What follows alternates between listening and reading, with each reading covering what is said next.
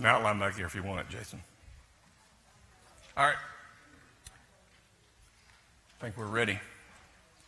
Turn to John chapter 11. And we'll be there for tonight. Does that seem loud to you all? Is that too loud for you all, you think? Okay. You're in charge. I don't care. All right. We're going to look at four I ams that we're studying this week. And we're going to take a long and broad look at its impact in the book of the Gospel of John. So we're going to follow a series of thoughts and try then to put it all together at the end. Let's begin with the story itself. What is the importance of Mary, Martha, and Lazarus to Jesus? Great friends. Great friends. Great supporters. Yes. And had he been with them in their home a number of times? Seems like, in fact, that he was. And so they were very close to him. When Lazarus got sick and they wanted him to come to heal him, they believed that he could do it. But Jesus waited how long before he came? How long? How many? Keep going. Keep going. 4 days. There we go. 4 days. Yep. He waited 4 days to come. And when he finally came, what was the reaction that he received? Why didn't you come? Where were you? Why didn't you come? If you'd come, he would not have died. Okay? Verse 25. Or 23. Jesus, after she said that, Jesus said, "Your brother will rise again." Martha said to him, "I know that he will rise again in the resurrection at the last day." Jesus said to her, "I am the resurrection and the life." Now that's the statement. So in the midst of her saying, if you had come, he wouldn't have died, Jesus says, "I am the resurrection and I am the life." That's a very interesting statement, a very interesting time in which to say it. Now notice what he then says. He says two things. One, he who believes in me, though he may die, he shall live. And whoever lives and believes in me shall never die. Now what is the point of those two statements? How are they different?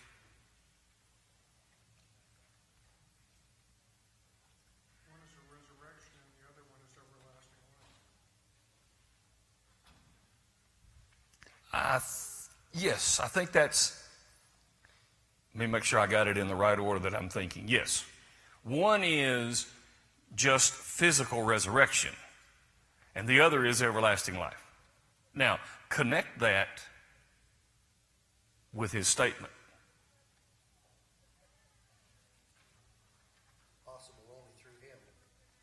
Yes, but when Jesus said, "I am the resurrection and the life," and then he follows it with this statement, what's he saying?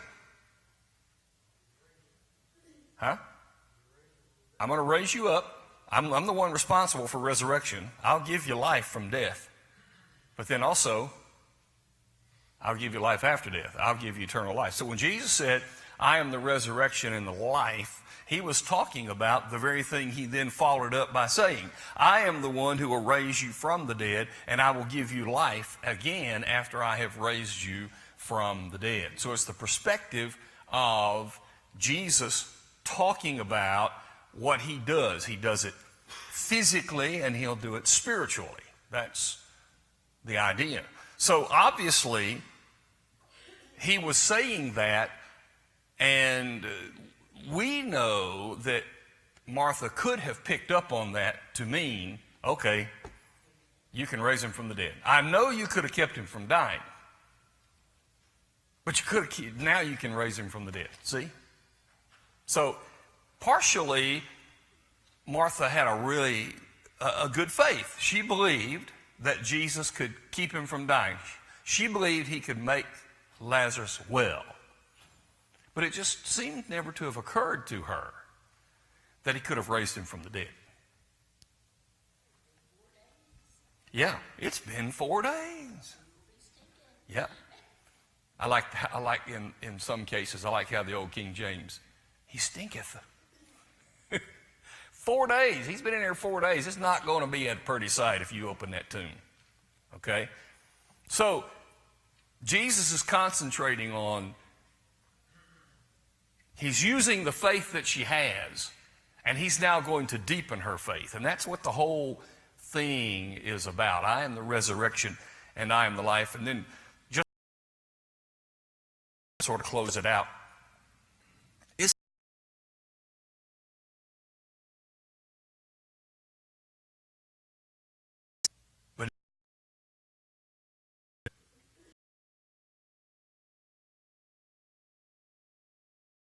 Why was Jesus going to raise Lazarus from the dead, but he told them, remove the stone? Why did he do that? He lets us do what we can. That's exactly. And they can physically remove the stone. Right. But they could not raise him from the dead. Yeah, the miracles that Jesus performed, that the apostles did, they weren't about taking away the personal abilities that people had. When he healed, well, don't you have the ability just to snap your fingers and take it off? Well, sure. But that's not what it's about, right? It's not about that. How about when the disciples are out on the water, they've been fishing all night, hadn't caught anything. What did Jesus say do? Put your nets on the other side. And what happened as they did that? Yeah. Did Jesus miraculously lift the nets and bring them to shore? They had to struggle with them, apparently. In fact, it seemed like the boat was about to sink because the fish were so great. So Jesus, in his miracles, and you might consider that as you're reading and thinking in the future, is there any time at which Jesus took away what a person could do in the miracle? Or did he merely do the part that only he could do, or the apostles working through him? This is an interesting thing as far as I'm concerned. Now, the story continues. We're just going to touch on the story, and we're going to come back to one part of it. But I want to go to one of the more fascinating parts of the story. It's in chapter 12. What happened to Lazarus after Jesus raised him from the dead? They wanted to kill him. The dude could not catch a break, right? He's been raised from the dead, and now they're trying to kill him. That's a fascinating point. Why do you think they wanted to kill him? He was what? He was evidence of a miracle. Yes, and what did the text say was happening because of that miracle? They were believing in Jesus. Now you hold on to that for the resurrection and the life. All right, so the first thing is, that's what he said. The second thing, go back chapter 11, verse 4. Let's go back to the beginning of all of this scenario when Jesus finally comes there. And he hears about it. You said two days a minute ago, Chris, because he stayed 2 more days. I see what you're saying now. Yeah, I even overlooked that myself, so you called me on that one. That's good. The point is that when Jesus first heard about it, look what he said in verse 4. This sickness is not unto death, but for the glory of God, that the Son of God may be glorified through it. That's going to be the theme for the rest of our study tonight. Notice he says 2 things. Lazarus was sick for the glory of God. Or Lazarus, really, he's not sick. The point that Jesus is making is he's admitting that Lazarus was sick, but it's the death that he's going to use to make a point.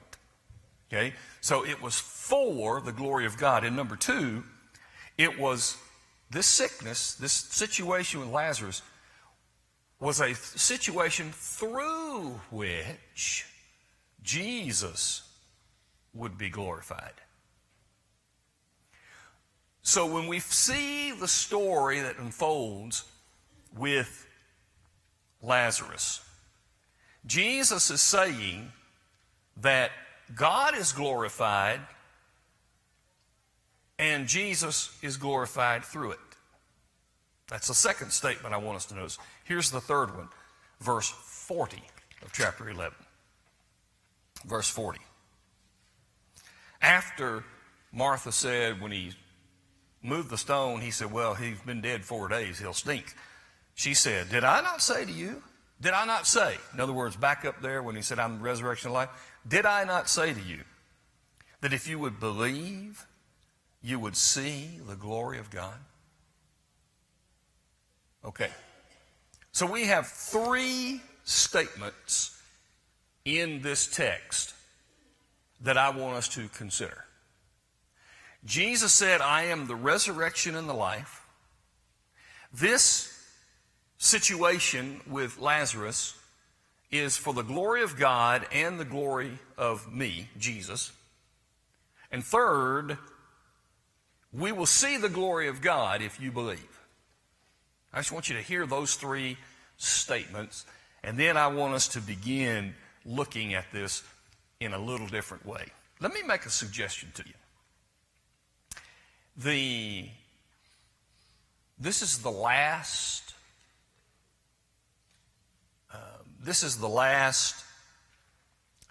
miracle, the last big event with Jesus prior to his own death. What I want to suggest to you, as the outline states, after studying on the last 2 or 3 days, it seems to me that we could build a case that the incident involving Lazarus is the, or at least one of the, pivotal events in the entire gospel. Everything in John's gospel builds up to it, and everything from it flows out of it. Now, I haven't been in all the classes fully the whole week, but I hope you understand the point of the Gospel of John. What is going on it's different, right? The other three, how do the other three, Matthew, Mark, and Luke, what do they sort of present the life of Jesus? How do they do it? They're basically the same. What do they do? It's a biography, basically. It's biography. I mean, it's almost a day by day, year by day, whatever. It's just an account of things that are going on. How is John different? Just in your thought process, you've read John. How is it different from the other three? It is. It is, absolutely. Based on what? Well, that Jesus is God and that he is the center of the universe. No, that's right. In fact, one of the ways I thought about doing it in this outline, we don't have time. Go back and look at the word sign in the Gospel of John. Sign. That word sign is very important. So if you go back and take a concordance and look up the word sign and then look at all the places in John, that unfolds in the Gospel of John. So you have these signs, and each one of them makes a point about Jesus as God. Okay? So, what else is there about John? What's fascinating about the book of John that you remember? Anything else?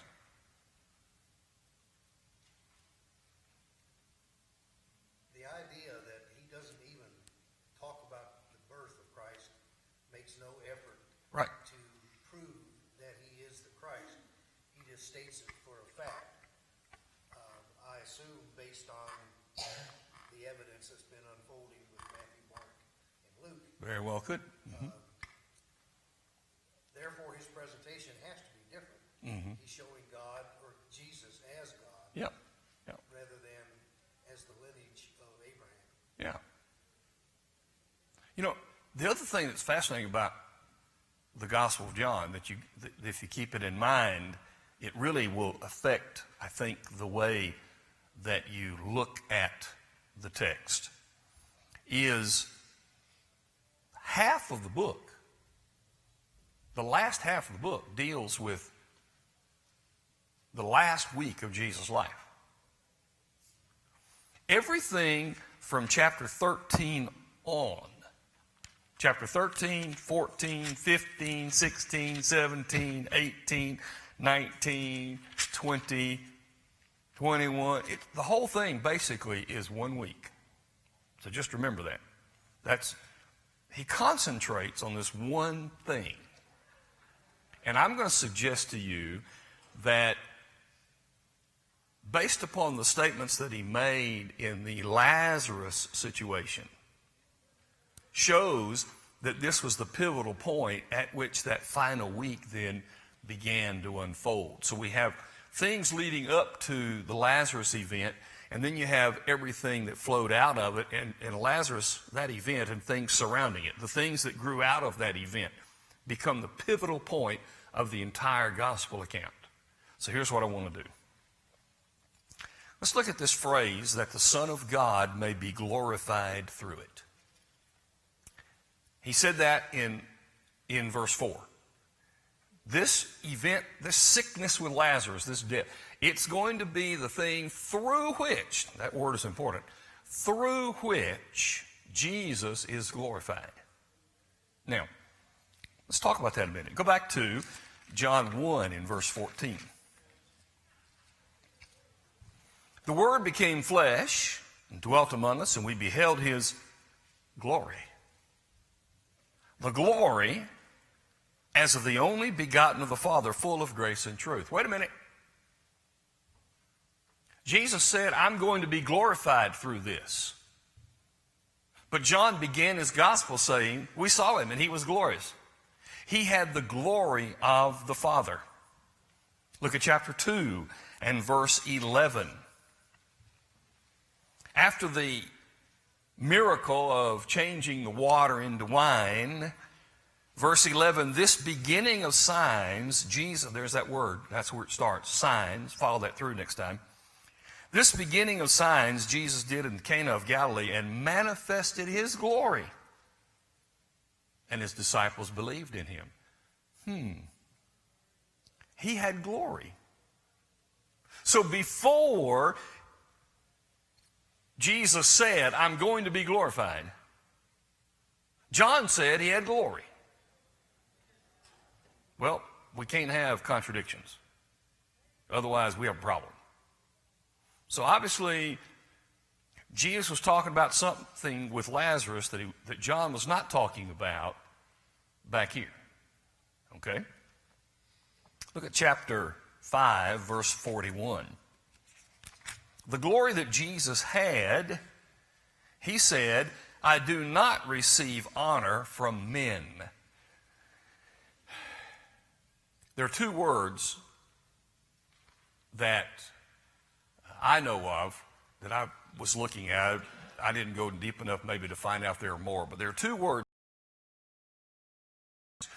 that sometimes are used. It's a word in our English. That's two. Logos at the end is words.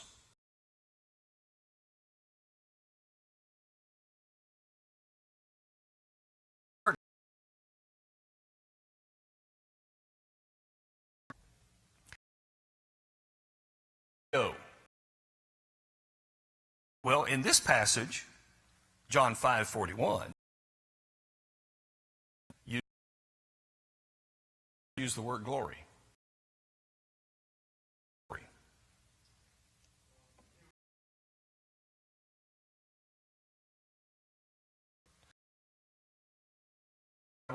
Everybody right next to it. You could put the word glory because here that's going to men. He had glory, but I don't receive glory from men. Now let's walk through an interesting phrase. Just walk through some. When his mother asked him to turn to help out at the concern have to do with me, my hour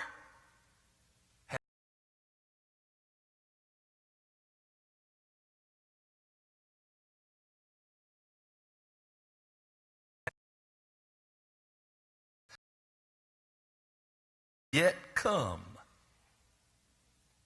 But your time is always ready, talking to his disciple. 7. You go up to this feast. I am not yet going up to this feast, for my time has not yet fully come. Look at verse 30. Therefore they sought to take him, but no one laid a hand on him, because his hour had not yet come. Verse 39. But this he spoke concerning the Spirit. He said this about, if you thirst, you can come to me and drink. He spoke this of the Spirit, whom those believing in him would receive, for the Holy Spirit was not yet given, because Jesus was not yet glorified.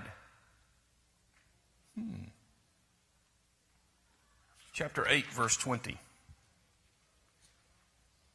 These words Jesus spoke in the treasury as he taught in the temple, and no one laid hands on him, for his hour had not yet come. What I think John is doing, he's unfolding for us a point. Sure, Jesus had the glory that came from being the Son of God, but there's an hour. There's an hour. There's a time. He said, it's not yet. So this not yet, time-wise, I think chapter 7, verse 39 refers to the fact that he was not yet glorified. It's the same thing. When he says, my time is not yet, my time has not fully come, he says, I've not yet been glorified. So my suggestion to you is that what he was saying is, when my time comes, it'll be time to be glorified. And whatever that glorified is, it's different from the glory that he already had, being the Son of God. Yes. How about, Corey, how about close that door for me, please? Now say that again. I understood all that. Yeah. Logical to me, except for the John 5:41. Okay. How did that fit into that? Look at two others and tell me if it fits. Chapter 8, verse 50. Jesus said, I do not seek my own glory. There is one who seeks and judges. Look at 54. If I honor, that's the same word glory now. It's not timeo, it's doxology. And I'm going to read it that way. If I glorify myself, my glory is nothing. It is my Father who glorifies me, of whom you say that he is your God. Well, there's a lot happening there. That's where I think it fits. Jesus says, I didn't seek my own, and I'm not receiving it from men. I'm seeking a different kind of glory. They praised him, but when he did a miracle, they praised him. That's not what he's looking for. That's not the glory he's talking about. Does that make sense? Yes. When you use the word praise. Yep. The praise, that people give. He said, I'm not looking for that. He's looking for something. He's not trying to praise himself in verse 54. That's exactly right. He is not trying to glorify himself. Lift himself up. He is trying to attain a glory that he had not yet received. Yep. Good. Yep, I appreciate that. Okay. Now look at chapter 12, verse 16. Let's start back in 12. Chapter 12, verse 12. The next day, a great multitude that had come to the feast, when they heard that Jesus was coming to Jerusalem, took branches of palm trees and went out to meet him and cried out, saying, Hosanna, blessed is he who comes in the name of the Lord, the King of Israel. Then Jesus, when he had found a young donkey, sat on it, as it is written, Fear not, daughter of Zion, behold, your king is coming to you, sitting on a donkey's colt. His disciples did not understand these things at first. But when Jesus was glorified, then they remembered that these things were written about him and that they had done these things to him. Okay. He had not yet been glorified, but whenever that glorification happened, then they remembered these very words. So obviously, when he came riding into town that week, this is chapter 12, begins that last week. When he came riding into town, they knew the text, but they didn't understand the meaning. But when he was glorified, then they got it. And it's a glory that doesn't come from these people praising him by laying down the branches. It comes from a glorified that he's not yet gotten that's going to come. Okay. Now look at chapter 12, verse 23. Let's go back to 20 to set the context. 12:20. Now there were certain Greeks among those who came up to worship at the feast. Then they came to Philip, who was from Bethsaida of Galilee, and asked him, saying, Sir, we wish to see Jesus. Philip came and told Andrew. And in turn, Andrew and Philip told Jesus. But Jesus answered them, saying, The hour has come. Uh-oh. Remember that? My hour is not yet. My time is not yet. Now Jesus says, the hour has come that the Son of Man should be glorified. Now, it's here. We now get there. We've been looking through John saying, it's coming, it's not here yet. But now he says, we're there. We're there. Most assuredly, I say to you, this is a very important verse, seems to me, verse 24. Most assuredly, I say to you, unless a grain of wheat falls into the ground and dies, it remains alone. But if it dies, and it produces much grain, he who loves his life will lose it, and he who hates his life in this world will keep it for eternal life. If anyone serves me, let him follow me, and where I am, there my servant will be also. If anyone serves me, him my Father will honor. Now, Jesus said, okay, here it is. It's here. Now the time has come to be glorified. Let's walk that forward. Look at chapter 13, verse 1. 13:1. Now, before the feast of the Passover, when Jesus knew that his hour had come, that he should depart from this world to the Father, having loved his own who are in the world, he loved them to the end. Okay, we're starting to get an idea here. His hour had come to depart from the world to the Father. So this hour, this time that he said, it's not yet here, it's been building all through the gospel account, now he says it's here. And what is the time? How did he identify it? I'm going to die. I'm going to die. Look at verse 27 of chapter 12. Go. Which one? What verse did you just 13:1. And go back to the Father. Did he go back to the Father before he was ascended back into heaven? Are you going somewhere with that? Or? I'm going there, yeah. Okay. Hang in. Ask it again in a little bit. Okay. Hang on to that. That's good. I'm glad you noticed that. All right, verse 27 of chapter 12. Now my soul is troubled. What shall I say? Father, save me from this hour? But for this purpose I came to this hour. He asked his disciples, should I tell the Father, save me from this hour? He says, no. The answer you're intended to get is what? No, I'm not going to answer that. You know why? Because my whole life has been about this hour. My time is not yet, not fully come. It's not here. My whole life has been about this hour. So I'm not going to say, save me from this hour.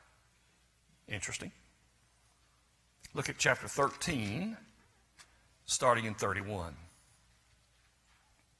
So, when he had gone out, Jesus said, who went out? Who? Judas Iscariot. What happened after he had washed the disciples' feet and the bread? What did Jesus say? He said it. He's going to deny me. He's going to betray me, right? So finally, Judas goes out. He leaves the event. Then Jesus said, now the Son of Man is glorified. And God is glorified in him. If God is glorified in him, God will also glorify him in himself and glorify him immediately. Now, Jesus makes, I think this is the pivotal point. Now, and I'll make the point here in just a minute, backing up to Lazarus and the statement of the resurrection and the life, but we're going to get there. But for right now, what did Jesus say when Judas Iscariot left the room to go and arrange for the betrayal of Jesus? Jesus said, now I'm glorified. He closes that particular context, verse 32, that God will glorify him immediately. Now, that's an unfortunate word in English for us. Does anybody have another word besides immediately? Quickly is okay. I mean, that's better, I think. At once. Anybody else? There it is. That's the best one for me. Straightway. I'll tell you why. This word is a word, it doesn't mean immediately as in time. It's not talking about time. It's not a time word. There is a word in the Greek that looks almost the same. I'll pronounce it and you'll hear it.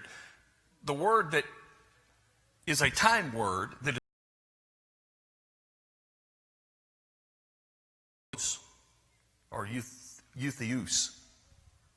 But the word that means eutheus means it's directional. It's not about time. It's not about, okay, if I say, I want you to go immediately out the door, what are you going to do? Boom! Okay? That's not what this word is. This word is intentional. It has a direction. It's like setting a course that's not going to stop. So when he says immediately it's going to happen, it doesn't mean that it happens in the next 5 seconds. It means that it's set a course that's going to end in its accomplishment. And it's determined. It's set. And isn't that the case when Judas went out? Didn't that set in motion the course that was not going to change? Yes, it did. So that's the point. The point is, up until that point, we're looking in that general direction. But once Judas left to go set it up, it hadn't yet been started. The motion, the events had not started to unfold. Now, when Judas left, everything begins to unfold. Now we're there. We're at a point. That's why the time is now. That's why I'm being glorified now. It's been put in. That's exactly right. All the events have now have started. The motion has begun. Okay. Look at chapter 16, verse 14. In his continuing speech, remember, as I said about John, chapter 12, he comes into the city for that last week. Chapter 13 is the last night, Thursday night. And at that event, he also makes the words, or he presents the message of chapters 14, 15, 16, and 17. All of that on Thursday night to the disciples before they go to the garden, it seems to me. Now, I tried today to do some figuring about chapter 17. See, 14, 15, 16 are 3 chapters where he is talking about the disciples, especially as it relates to their being he's gone. Be careful the whole into eternity. The point may not have been to last for eternity. In other words, 14, 15, and 16, special way. And that special way is miraculous because he's going to remind you of everything that I have said. Reminds us of things would be improper from this text because he's talking to the disciples in a miraculous way. So keep that in mind. But then what I was saying was chapter 17 is so different. It's a prayer. I don't know. I wanted to find out if the prayer maybe had happened when they finally got to the garden, but apparently not, based on chapter 18, how it begins. It seems that the prayer ended, and then they went out and crossed into the garden. So Jesus closes this event in the upper room where he washed the disciples' feet with this long oration, 14, 15, 16, and with this prayer of unity in John 17. And in the middle of that, chapter 16, verse 14, he says, I'm going to back up to 12. I still have many things to say to you, but you cannot bear them now. See, important? I need to tell you a lot of stuff, but you're not ready for it. However, when he, the Spirit of truth, has come, he will guide you into all truth, for he will not speak on his own authority, but whatever he hears, he will speak, and he will tell you things to come. He will glorify me, for he will take of what is mine and declare it to you. So this glorification idea also has the Spirit of God glorifying Jesus by giving his words to the apostles to preach and teach, to write down. Chapter 17, here's a couple of interesting verses to me. Verse 1, Father, in this prayer, the hour has come. Glorify your Son, that your Son may also glorify you. That's a fascinating passage.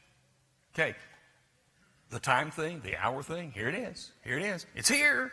Now Jesus said, I want this glory. Well, that makes sense. We all want to be glorified. But let's remember what the glorified is, which we haven't gotten to yet, which makes it even more powerful. Look at verse, I don't know if I want to do that one yet. Nope.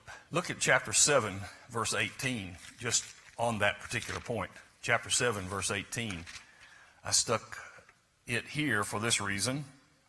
He who speaks from himself seeks his own glory, but he who seeks the glory of the one who sent him is true, and no unrighteousness is in him. When Jesus said, glorify me, chapter 17, it's not an unrighteous thing. He's not seeking glory from himself or for himself, but he wants the glory that God is promising. Glorify me. Look at verse 5. And now, O Father, glorify me together with yourself, with the glory which I had with you before the world was. Now we're starting to dabble in your statement. To go back to the Father, see? What he's saying is, I want to go back where it was. I want to go back to the glory that I had before the world even existed. Look at verse 10. And all mine are yours, and yours are mine, and I am glorified in them. Jesus is glorified in his disciples as they do the work that he has given them to do.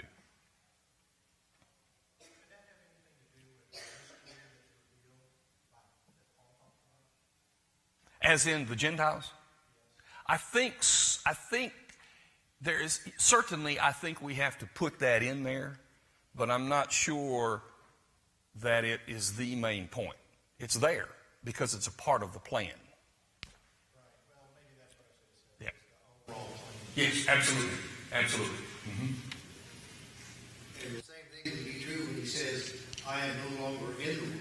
Of course, he still is, but now the process is such that he basically is no longer in the world. Yeah, he's left. You know, he's not here, and that's the point. I was going to make that point too, because that is important. He says, I'm not here, but oh, wait a minute, you are here. Well, my mind is now out there. I'm there. A couple of other verses. Go to Hebrews, an outside text for just a minute. I'm going to try to get these verses in. Starting in verse 1. God, who at various times and in various ways spoke in time past to the fathers by the prophets, has in these last days spoken to us by his Son, whom he has appointed heir of all things, through whom also he made the worlds, who being the brightness of his glory and the express image of his person, and upholding all things by the word of his power, when he had by himself purged our sins, sat down at the right hand of the Majesty on high, having become so much better than the angels, as he has by inheritance obtained a more excellent name than they. Look at chapter 2, verse 9, one of my favorite passages. But we see Jesus, who was made a little lower than the angels, for the suffering of death, crowned with glory and honor, that he, by the grace of God, might taste death for everyone. He could taste death for everyone. Now, all of us die. So that's not what he's talking about. He's talking about the final death, the second death, the death that occurs when you're separated from God. That's what he's talking about. Jesus was separated from God for you and me, so I don't have to be.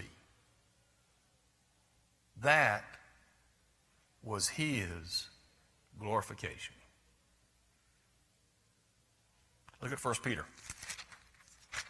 chapter 1, verse 11. Back up to 10. Of this salvation the prophets have inquired and searched carefully, who prophesied of the grace that would come to you, searching what or what manner of time the Spirit of Christ who was in them was indicating when he testified beforehand the sufferings of Christ and the glories that would follow. Verse 21 of the same chapter. Who through him believe in God, who raised him from the dead and gave him glory. The glory, Jesus being glorified, is about Jesus dying and being resurrected so that we can participate in his glory.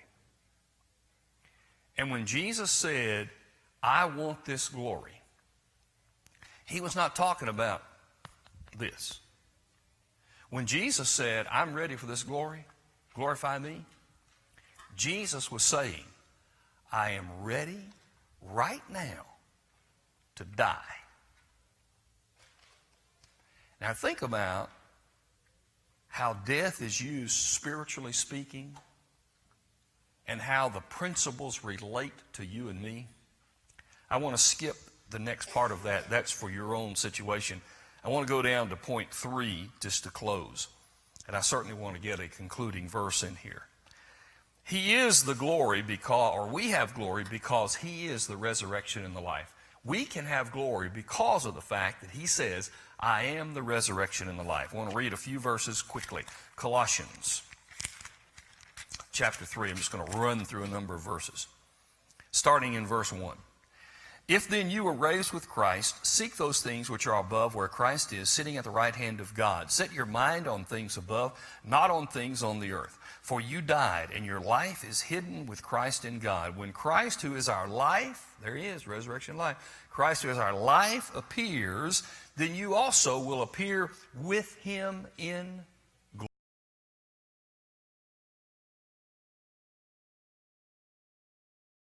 From which we also Jesus Christ, who will transform to his glorious glory. Because if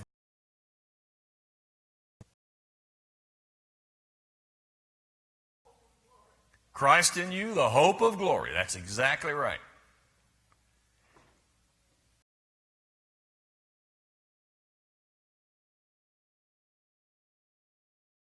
Was raised again. That's how we get the glory. That's where the glory process begins. We're glorified when we go through the process Jesus did. He was glorified in his death and in his resurrection. 2 Corinthians 3, verse 18. 2 Corinthians 3, verse 18. But we all with unveiled face, beholding as in a mirror the glory of the Lord, are being transformed into the same image from glory to glory, just as by the Spirit of the Lord. Help me right quick. What is that? From glory to glory. What is that? You ever thought about that before? You've read this verse 100 times. That's fair. Glory to greater glory.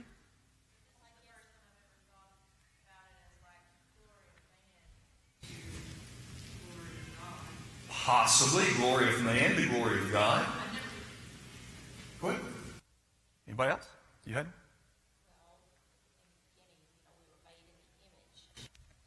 But yet, this is a greater glory. How did we begin talking about the glory of Jesus? Pardon? He had glory already, didn't he? When he says, I've not yet been glorified, he already had glory. We saw that in John. He was glory. So there's a glory in being the Son of God. We have a glory because we're made in the image of God. But Jesus was glorified when he died and was raised again. So we're transformed from this glory, the glory that is natural to every single person who made in the image of God, and we're going to go from this glory to this glory. And how are we going to get there? We're going to die, and we're going to be raised through Jesus Christ. From glory to glory. Look at chapter 4, verse 17. Our light affliction, which is but for a moment, is working for us a far more exceeding and eternal weight of glory. We're going to be glorified, but we got to go through the trials of life in order to get there. 1 Peter 5, verse 4. And then we get our last verse on the table. When the chief shepherd appears, you will receive the crown of glory that does not fade away. From glory to glory. From that glory to this glory, the glory of the crown that does not fade away. But now, let me close with this verse and give you 3 or 4 minutes to say whatever has come to your mind. Look at 1 Timothy 3, verse 16. And without controversy, great is the mystery of godliness. Here it is. What does it mean to be godly? Be like God.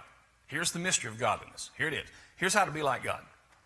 God was manifested in the flesh, justified in the Spirit, seen by angels, preached among the Gentiles, believed on in the world, received up in glory. Now, I did some research on that phrase, and I'm not sure I agree with anybody, but here's what most of them said. He was received up to a glorious place. I don't think that's what it means. I think it means he was received up Because he had been glorified in glory. Because he reached the glorification state, then he was received up. Had he not been glorified, could he be raised up? No. Could not. And so, to say, I am the resurrection and the life, is to say that I will give life to your mortal bodies, and then I will give you eternal life. And how can I do that?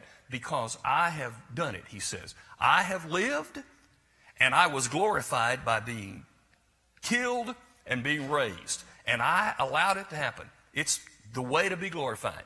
So the way to glory is to go down. That's the whole point. We've said that many times. Self-sacrifice. But in that giving of his life, that's the mystery of godliness. And how am I going to do it? Well, it's in Christ, as Doris said. And so I got to get into Christ, and baptism puts me in so that in that event, I'm being glorified with Christ. From glory to glory. Through the resurrection and life of Jesus. What thoughts do you have? Did we finally get to your point, Rusty? Yeah, I guess one of the comments that was made was that the glory came as his death. That didn't sound right to me. No, I agree. It sounds like it's when as a part of his resurrection, a part of his ascension into heaven. I agree with you. But your point there at the end, I'm still chewing on. I'm not sure about. Is you're saying that he was glorified, and that's why he could go back to them. Is that what you said? Absolutely, because had he failed, how could he be ascended? So the glory you're saying actually came from the crucifixion And the resurrection. and the resurrection. Yes. That's what the glory is. Absolutely. What I think. I think he was glorified. He was the first fruits. He was brought out. God glorified him. So he's glory because he's God, or the Son of God. Right. And he's more glorified because of his resurrection. Now that's the humanity. Not talking about deity. So they're two different glorifications. I think the whole point of this is that he gave up what he had to come here to go through the glorification process that we have to go through, which is giving up ourselves, being willing to die and be raised again, not only figuratively in baptism, but literally at the end of time to go back where he is in heaven. It's different. I know. I hadn't thought of it either, to be honest with you. So I'm throwing it out there because I've been looking at it 2 or 3 days, and that's where I am right now. But I'm sure there's plenty more we can do with it and change it a little bit. But and your point about the Gentiles, oh, absolutely. That's how this comes into it, because now everybody gets to come in.